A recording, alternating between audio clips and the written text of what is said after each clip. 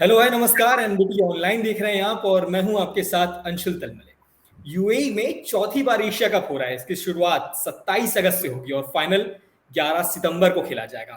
लेकिन भारतीय सब कॉन्टिनेंट के हिसाब से या भारतीय फैंस के लिहाज से असल टूर्नामेंट तो 28 तारीख को ही शुरू हो रहा है, क्योंकि भारत और पाकिस्तान की टक्कर हो रही है।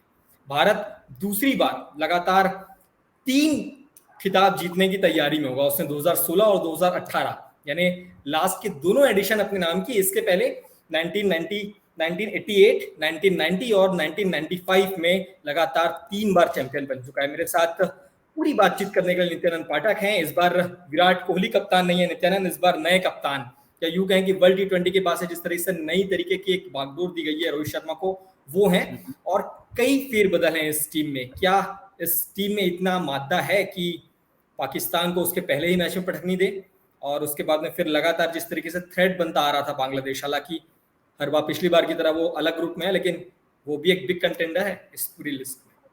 बिल्कुल अंशुल, सही कहा आपने कि जो है पाकिस्तान इस वक्त काफी मजबूत है। और दूसरी तरफ जो है, अगर 2018 की बात करें तो मुझे जहां तक याद है उस वक्त भी रोहित शर्मा ही कप्तान थे। विराट कोहली हाँ, शायद टूर्नामेंट नहीं खेले थे। ठीक है, विराट तो विराट ये आराम कर रहे थे। हाँ बिल्कुल, रेस्ट उनको दिया गया था। तो ये जो है रोहित शर्मा की कप्तानी में टीम इंडिया ने जीता था। हालांकि तब जो है थोड़ा सा माहौल बदला हुआ था, फॉर्मेट चेंज था। पहले वनडे था, अब जो है एक तरीके से देखा जाए तो T20 फॉर्मेट हो गया है। और ठीक वही फॉर्मेट है जिसमें लास्ट जो इंटरनेशनल मुकाबला खेला गया था भारत का पाकिस्तान के साथ, उसमें पाकिस्तान ने भारत को पटकनी दी थी।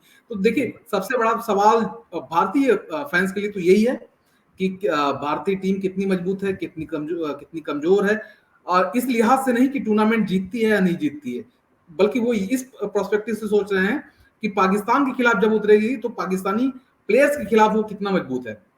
तो देखिए, रिकॉर्ड में कोई दिक्कत नहीं है, भारत का रिकॉर्ड मजबूत है। और अभी तक 14 बार दोनों टीमों के बीच मुकाबला खेला गया है। और अंशुल, आप यकीन नहीं होगा आपको कि जो है 8 बार जो है भारतीय टीम विजयी रही है। ठीक, और आखिरी जो मुकाबला खेला गया था उसमें भी रोहित शर्मा और शिखर धवन ने शतक जड़ते हुए एक तरफा कर दिया था मैच को, और भारतीय टीम जो है विजयी रही थी।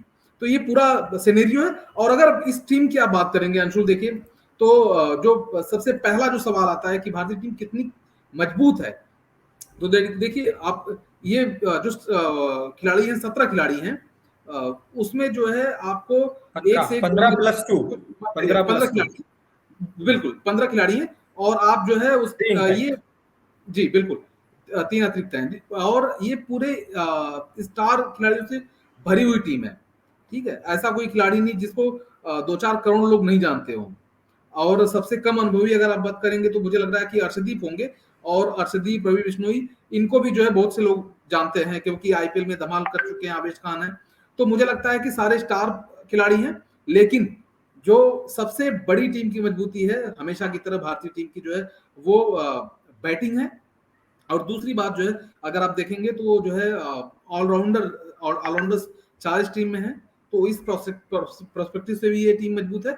लेकिन जो एक कमजोरी आपको दिखेगी वो गेंदबाजी में दिखेगी। तो सबसे पहले हम बात करते हैं भारतीय टीम की मजबूती की। देखिए, मजबूती की आप बात करेंगे तो रोहित शर्मा, विराट कोहली, जैसा कि आपने नाम गिनाया भी, ये दोनों जो है केंद्र में हमेशा रहते हैं। उसके अलावा इस टीम में जो है एक और खिलाड़ी शामिल हुआ है जिसके जो है, जिससे पाकिस्तानी मतलब कि मुझे लगता है जरूरत से ज्यादा खौफकार हैं, या एक कह लें कि जो है उसकी उसके लिए पूरी तरीके से प्लानिंग कर रहे होंगे। वो है सूर्य कुमार यादव। 360 डिग्री है। वकार यूनुस की आप बात करेंगे, उन्होंने, वसीम अकरम ने, सबने जो है इस खिलाड़ी को आंका है कि ये खिलाड़ी वो है जो पाशा पलट देगा। और हो सकता है न केवल जो है पाकिस्तान को बल्कि दुनिया की बड़ी टीमों को भी इससे खौफ खाने की जरूरत है। रिकॉर्ड दमदार है, बहुत बेजोड़ खेल रहे हैं। और उसके बाद अगर आप बात करेंगे तो सबसे बड़ा सवालिया निशान यह है कि विराट कोहली नाम बड़े हैं, लेकिन इस दौरान जो उनका फॉर्म है वो बहुत अच्छा नहीं रहा है। तो हालांकि देखिए, फॉर्म आता जाता रहता है, लेकिन जो एक चीज है वो क्लास क्लास विराट कोहली में है। और विराट कोहली ने T20 वर्ल्ड कप में भी दिखाया था कि जो है उनके अंदर दम है। ये अलग बात है कि कोई बहुत बड़ी पारी नहीं आई थी, और चूंकि 2 मैच जो भारत ने पाकिस्तान और न्यूजीलैंड से हारे थे, उसकी वजह से T20 वर्ल्ड कप से उसके बाहर होना पड़ा था। लेकिन मुझे लगता है कि यहाँ पर उसको इस तरह का जो है कम से कम माहौल तो ऐसा नहीं है। उसके बाद जो है, जो सबसे ट्रम्प कार्ड अगर मैं बताऊं अंशुल, मुझे लगता है कि आप भी इस बात से सहमत होंगे, तो वो है हार्दिक पांड्या। हार्दिक पांड्या ने जो है आईपीएल में जिस तरह की वापसी की और टी20 वर्ल्ड कप की निराशा को छोड़ते हुए न केवल उन्होंने गुजरात को अपनी कप्तानी में चैंपियन बनवाया, बल्कि उसके बाद से वो लगातार जबरदस्त परफॉर्म कर रहे हैं। यही वजह है कि उन्हें जो है कप्तानी का मौका भी मिला और अब पूरी तरीके से बात जो है देखिए यहाँ पर जरूर लोग रोहित शर्मा की कर रहे होंगे और विराट कोहली की कर रहे होंगे, सूर्य कुमार यादव की कर रहे होंगे, लेकिन मुझे याद है वीरेंद्र सहवाग ने एक बार कहा था कि हार्दिक पांड्या अगर चलते हैं तो वो मैच आपका होगा। उनका चलना मतलब गेंदबाजी अच्छी होना और बैटिंग अच्छी होना, और इसमें कोई दो राय नहीं कि पिंच हिटर हैं वो, कम गेंदों पर जो है ज्यादा रन बना सकते हैं और बड़ी पारी भी खेल सकते हैं। ये जो है भारत के लिए प्लस पॉइंट है। उसके अलावा अगर आप बात करेंगे तो देखिए 3 और आपके पास ऑलराउंडर हैं, रविंद्र जडेजा, दीपक हुड्डा और आर अश्विन। देखिए दीपक हुड्डा से बॉलिंग बहुत ज्यादा नहीं करवाई गई है इंटरनेशनल क्रिकेट में, लेकिन वो विकेट निकालना जानते हैं। उसके बाद जो है आप बात करेंगे रविंद्र जडेजा की, आर अश्विन की, तो देखिए कमाल धमाल खिलाड़ी हैं और मुझे लगता है कि इनकी स्पिन पर जो है विपक्षी टीम नाचने वाली है।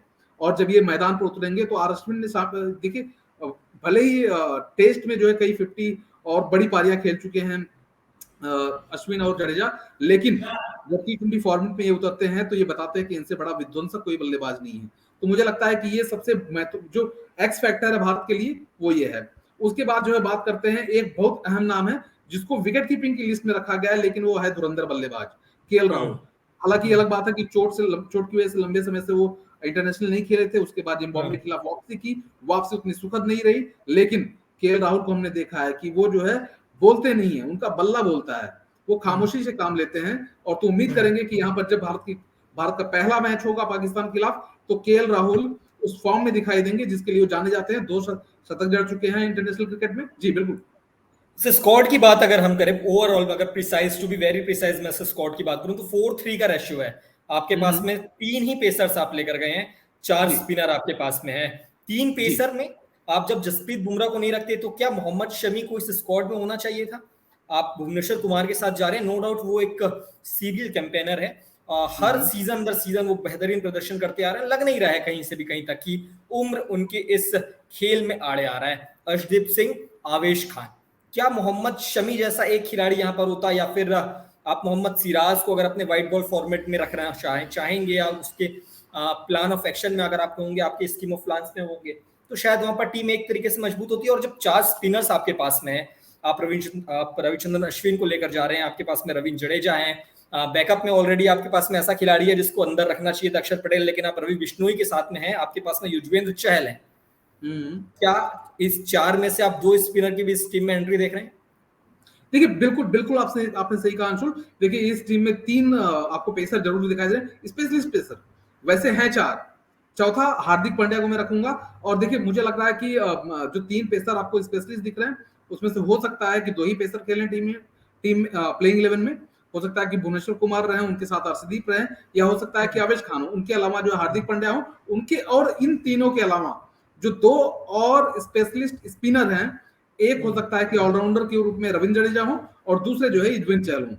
मुझे लगता है कि ये जो इस तरह से कॉम्बिनेशन बनेगा, और इसमें कोई दो राय नहीं है कि अर्शदीप के आने से मुझे लगता है, मुझे जहां तक देखिए आवेश खान को हमने देखा है, अर्शदीप को भी देखा है, लेकिन अर्शदीप जो है के साथ एक प्लस पॉइंट है कि वो जो है लेफ्ट आर्मर है।